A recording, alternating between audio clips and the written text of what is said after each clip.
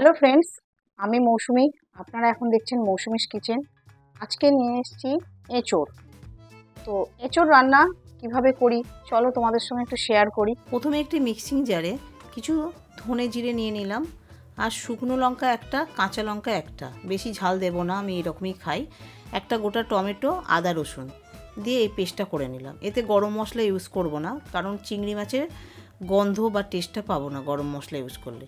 তারপরে এঁচোড়টাকে আমি কড়ায় নুন হলুদ দিয়ে একটু সেদ্ধ করে নিচ্ছি। কিন্তু মাথায় রাখতে হবে, এঁচোড় রান্না করার সময় এঁচোড়টাকে যদি নুন হলুদ দিয়ে একটু সেদ্ধ করে জল ফেলে দেওয়া যায়, এঁচোড়ের তিতকুটি ভাবটাও জলের সঙ্গে বেরিয়ে যায়।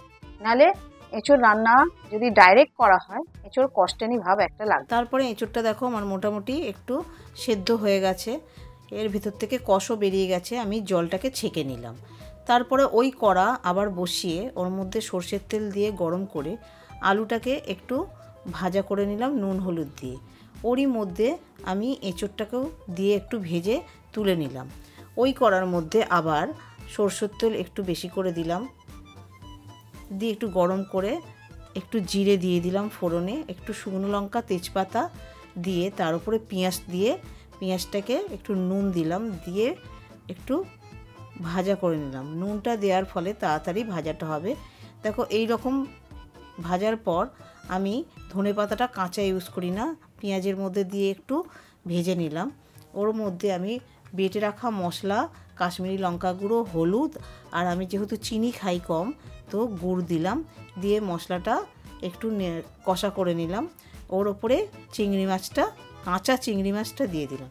এঁচোড় রান্না যদি চিংড়ি মাছ দিয়ে করেন, তো এই চিংড়ি মাছটাকে মশলা কষার সঙ্গে সঙ্গে কাঁচা চিংড়ি মাছটা যদি মশলার ওপর দিয়ে গ্যাস ধিমি করে ঢেকে রান্না করেন, চিংড়ি মাছটা যেরকম সফট হবে, চিবুকের মতো শক্ত হবে না। আর চিংড়ি মাছের যে রসটা পুরো এঁচোড়ের কারির সঙ্গে মিশে গিয়ে এঁচোড়টা খেতে দুর্দান্ত একটা টেস্ট লাগে। তারপরে দেখো আমার মশলাটা মোটামুটি কষা হয়ে গেল।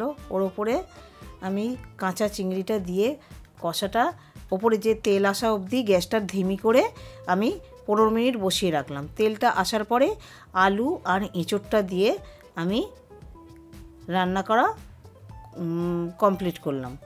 দেখো আমার এইভাবে এঁচোড় চিংড়ি খেলে চিংড়ি মাছের পুরো টেস্টও পাবে, চিংড়ি মাছটা শক্ত লাগবে না, আর আর কিছু লাগবে না। এটা শুকনো ভাতের সঙ্গে খেতে খুবই অসাধারণ লাগে।